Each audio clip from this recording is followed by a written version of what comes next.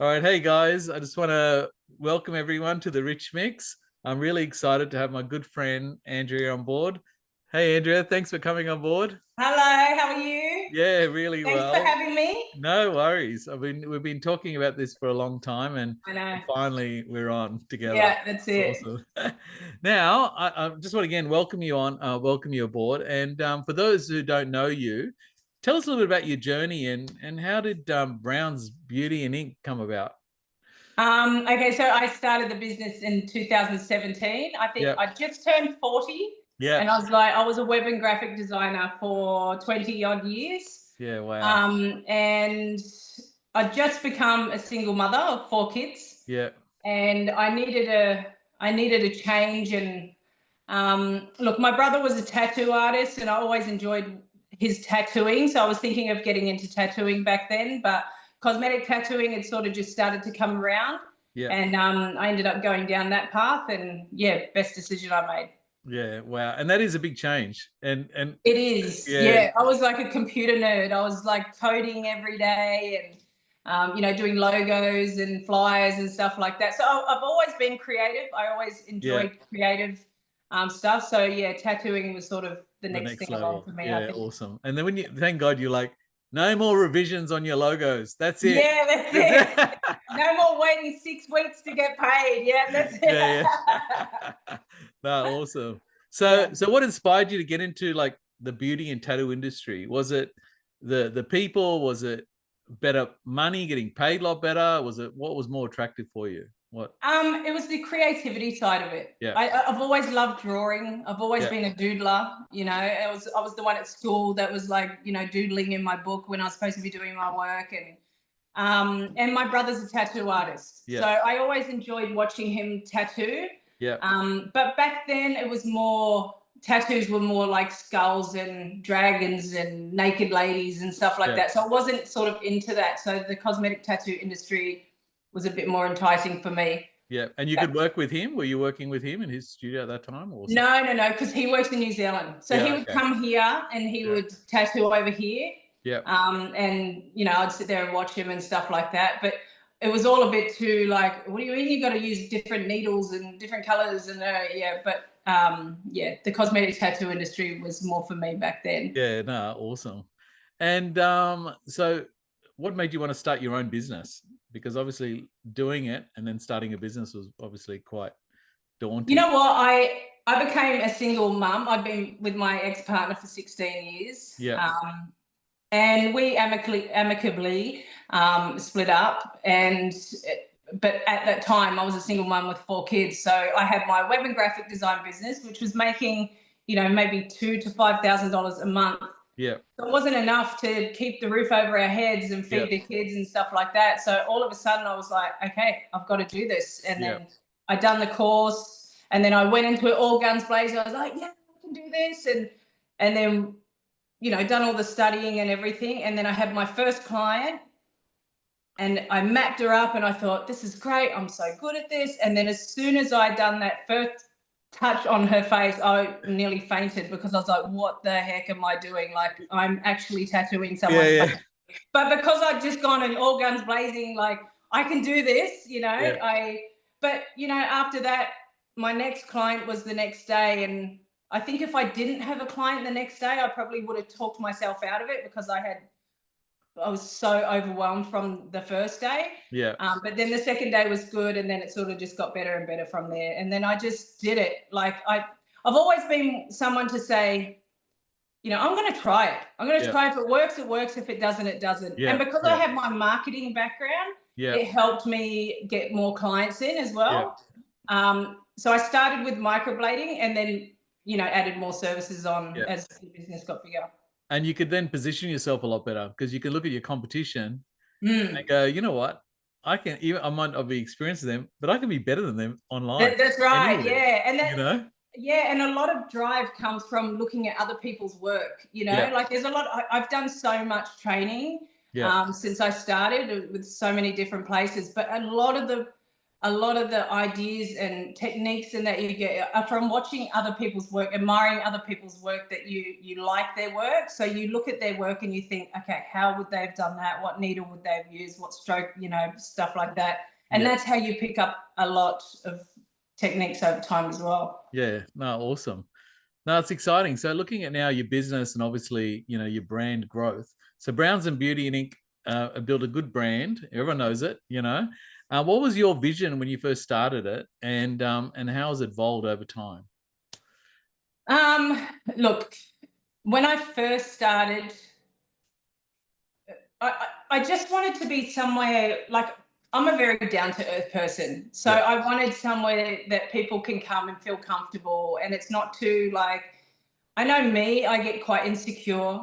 So like when I go to places where people are a bit like I feel out of place, I didn't want that to be the feeling with my salon. Even now, like if you look at a lot of my social media and stuff like that, it's all very relatable. So that's sort of how I've built my business to be something like that. Yeah, and it's also, and I know because it brings it out on your staff and the people around you, because when I've been to your place, you know, everyone is awesome. They're all nice. Yeah. Your clients are awesome as well. So I've got the best clients. You know? Now, what challenges have you faced in the early days of starting the business, and how did you overcome them? So because I came from a web and graphic design background, I didn't know anyone in the beauty business, in the beauty industry. So I was a real tomboy when I was younger. I was into cars and stuff like that. I didn't have friends that got their lashes done, and, you know, like I didn't get my lashes or my nails done. I didn't do anything like that. I didn't even pluck my eyebrows. Anyway, so I didn't know anyone. So that was probably the hardest challenge, because there was a lot of like stock I didn't know where to get. And the first course that I did was not very good. She didn't tell us where to get the stuff, and, you know, cleaning products and council regulations and stuff like that. So then I started a Facebook group page for Microblading Australia. And then through that page, I was able to meet other artists, you know, that are also starting their journey and stuff like that. And a lot of them I still talk to now. Oh, fantastic. No, that's awesome. And it is, because people are going to hate me for saying this, but there's certain parts of the industry is so superficial, the way they act, and they're so fake. They're not real people. So, and I'm not saying everyone, there's a little teeny tiny don't start hammering down my door, people, when I'm saying everyone. And because I didn't have a beauty background as well, I felt insecure coming into this industry as well. Like I felt like I'm not good enough. I'm not like, you know, I'm not like these beautiful people with that look perfect. Like that wasn't me. So I did feel a bit insecure coming into the cosmetic testing industry. But as I said, I've got a lot of great friends in the industry and still friends with them now. So it's good. No, that's awesome. And tell me about your first training experience now. Oh, I'm not going to say who it was with. Was it in Australia, in Sydney? Hey? It was in Sydney? It was in Sydney, Okay. Look, she was lovely, but I walked out of there. Because it was my first training course, I walked in there thinking, I'm going to smash this. I'm going to know how to do it. And I walked out of there going, what the hell happened? Like, now I've got this certificate and I can microblade someone, but I didn't learn things about, you know, depth and inks, and there was just the needles and all of that stuff. I just didn't learn it. So I had to sort of try and figure that stuff out for myself. And all of that was just doing research, you know? And that's the thing, beauty of online. You can find so much. So I've done a lot of courses now, and awesome. And so, like, obviously it's a highly competitive industry. So what strategies have you used to, like, stand out, you know, and attract loyal clients? I've just tried to stay relatable. You know, I feel like people come to me because they see my content, they see my stuff, and they see that I'm like, there's someone that they could trust me doing their work, you know, doing the brows and stuff like that. So what are some of the biggest shifts you've seen in the tattoo and beauty industry over the past few years? I have seen a lot of people come in. The industry is quite saturated with a lot of people now. There are different, you know, obviously different services and stuff that are coming in. But what I try and do is I won't bring a service into the salon unless I really know it works and it's value for money. This might be a bit controversial, but brow laminating, I'm not a fan. I used to do it, but I found it can dry if the client doesn't look after their hair, and it can dry the hair out and stuff like that. And you can pretty much do it with gel anyway. Right. To me, it looks like 20-year-old girls with 80-year-old Greek men's eyebrows. Yeah, I'm not a fan, but look, it looks beautiful. It looks beautiful in the photos and stuff like that. But it's just not something I want to offer, because I can't justify selling it to someone for $100 and something when they can just go and get a tint, get a tint done and put some gel in it. And yeah. No, awesome. And I've noticed, like, because what I love about your business, you've got a diverse range of services. So you've got a good, you know, which gets people coming in for different services. If they're coming for one, and if you've got a really good referral system, they automatically they'll go to someone else. Yeah, that's right. Under the same roof, you know. It's really cool. Yeah. I try and be. One thing I want to do with my business is be a one-stop beauty shop. So you, like a lot of beauty salons sort of just focus on skin or something like that. I want to have, and I will have, everything under one roof. And a lot of my clients will say, oh, do you think you'll be getting this in, or you should get someone who does that? And I've taken it all on board. And I will be doing that with the next salon. Awesome. Now, what advice would you give someone wanting to break into the industry? The tattoo and cosmetic tattoo industry. I feel like you need to be creative. Like, if you're not creative, you need to be someone who's passionate about art and creativity, because it will come out in your work, and be a little bit OCD as well. You know, that helps. But I feel like people that are creative or have an artistic side, they will do a lot better work going into tattooing and cosmetic tattooing. No, awesome. Now, scaling and business mindset is one thing. So many businesses owners struggle to scale. How did you grow your business, you know, like in today, like compared to what when you first started to what it is now?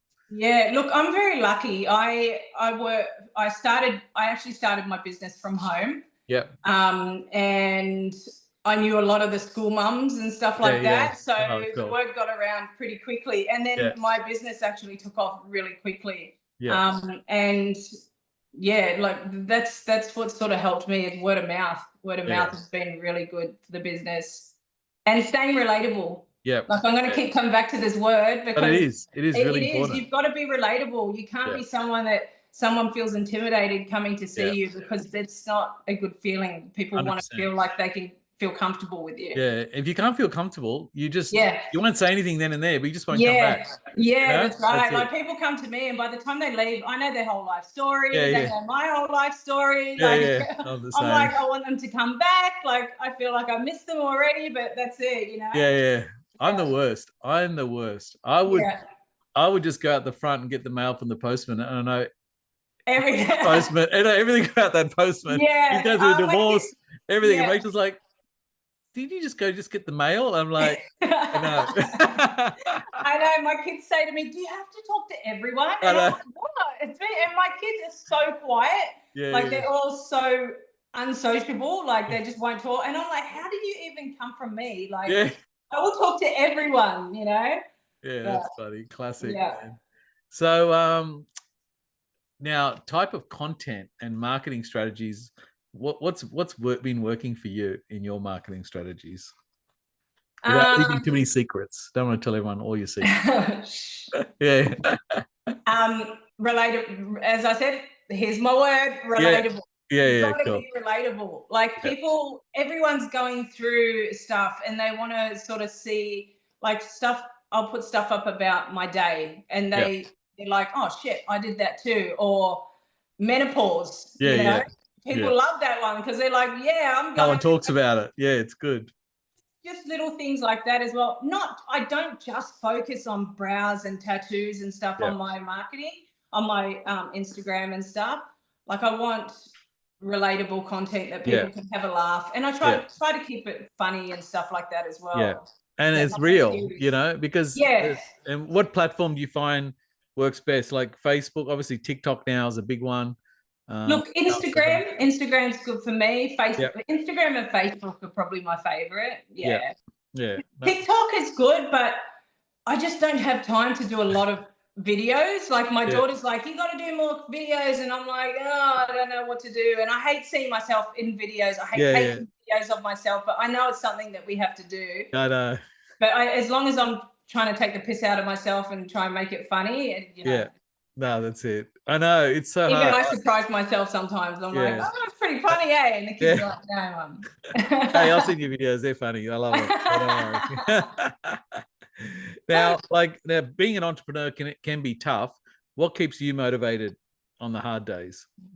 My kids. Yeah. My kids. Like this whole thing wouldn't have started without them. It started because I needed to keep a roof over our head. If it wasn't for them, I wouldn't even be doing this, you know? Yeah, because that's your biggest driver, isn't it? Yeah. Really, like that's it. You just like no matter what, you got to succeed in it, you know? Yeah, that's right. I had to. Like I was at the point, you know, I was going to the grocery store. I had $60 in my account.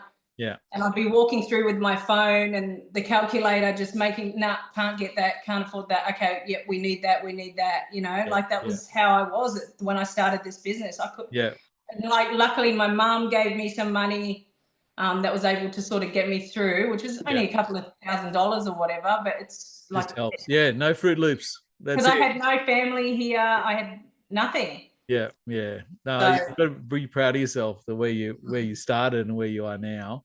And I seen I haven't met your kids, but I see the videos and they seem like an awesome bunch, you know. So you can be a proud mum. So that's awesome. Yeah.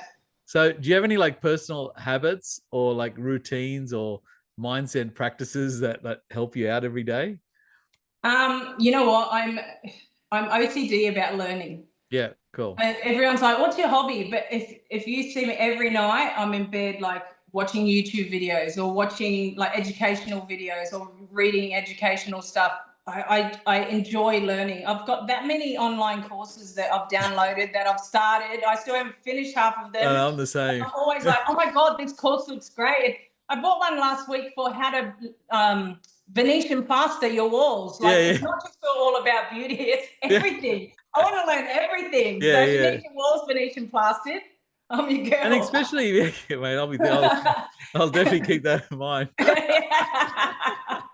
But yeah, you could go to like Udemy and get a course. Yes. Pay like $5. Yes. So know how to, you know, bloody do some plumbing, whatever it is, you know. Yeah, that's right. Yeah. So so who inspires you in the industry? Is anyone particular person in the beauty or cosmetic tattoo industry that inspires you a lot? Look, there's a lot of people I look up to. Talina from my Rejuvenate, she's awesome. Yeah.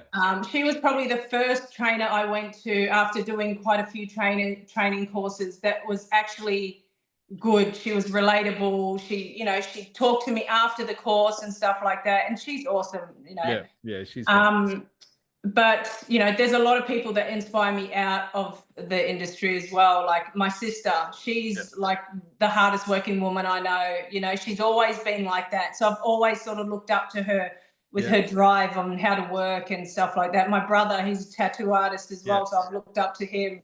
But yeah, I've got friends, family, a lot of them. I do surround myself with people. I keep my circle very small, but the people that I keep close are all people that I look up to. Yeah, that's awesome. And it is, isn't it? As we get older, circles get teeny tiny. Yeah, that's right. And the ones who don't inspire you, get the hell out of it. Later. We don't have time. We don't have time in our lives, you know. Exactly. Yeah.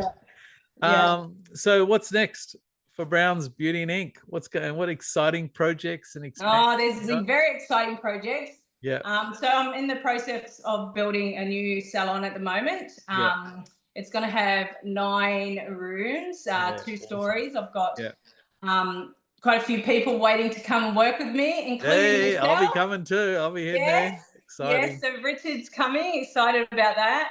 So we'll be a one-stop beauty shop. We're going to have everything: spray tanning, nails, massage, hair, makeup, everything in there. I mean, I'm so excited clients about will be coming. and Yeah, just bouncing from one room to the next. that's Yeah. it. And And I'll I have think, my R&B playing, don't worry. hey, sweet mate, I'll be there doing a That's bit of it. Bobby Yeah. Round, you know. No one touched my playlist. Yeah. R&B and reggae. That's all that plays in my Yeah, salon. awesome. I Yeah. can't wait. I'm really excited to come and be like a guest there. Yeah. And then so cool. Now, and what I love about it, because you can have so many different services all together, Mhm. and every time I've been there, it's been such a cool vibe. So anyone listening, the link to come to the new super center of beauty and So, ink. yeah. That's like it. That's Click on it. the link below and you'll go directly to Andrea's business. So we're really excited. So now, lastly, where can people follow you and learn about your work? You've got So on Instagram, I've got a Yep, couple of pages. So I've got Inks by Brownz. That's with a yeah, Z. yeah, I don't know if it's back to yeah, you front can see girls, but it. anyway, Yeah, Inks by Brownz. So that's all my fine line tattooing stuff. yeah, And then I've got Brownz Beauty&Ink. yeah, awesome. That's the whole business sort of thing. And then I've got Beauty and Ink, which is going to be more for the new salon. So I sort of haven't started working on that page much. Yeah, But the Brownz Beauty&Ink is where most people go. yeah, no, fantastic. And if you give one piece of advice to the beauty and tattoo artist looking to build a successful career, what would it be? Do it. Just do it. Just do it. Yeah. Don't look back. You can do it. Like I just jumped in and I did. I come from a web and graphic design background with no beauty history or anything like that. I was Yeah. the biggest tomboy and I did it. And even my Yeah. sister says to me today, "How did you end up in beauty?" And I'm like, "Yeah, well, I did, and I love it.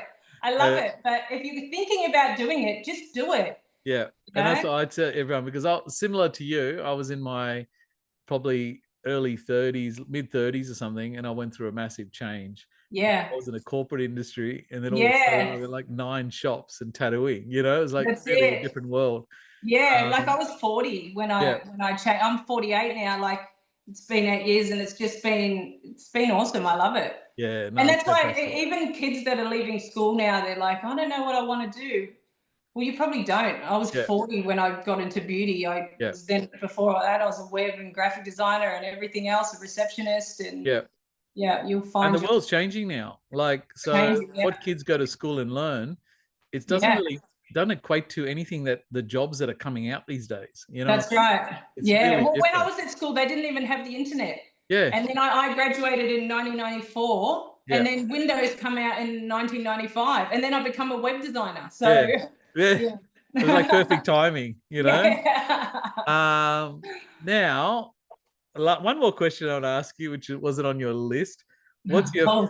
your go-to karaoke song when you've had a few red? Oh, you know what? There's a Gloria Estefan song.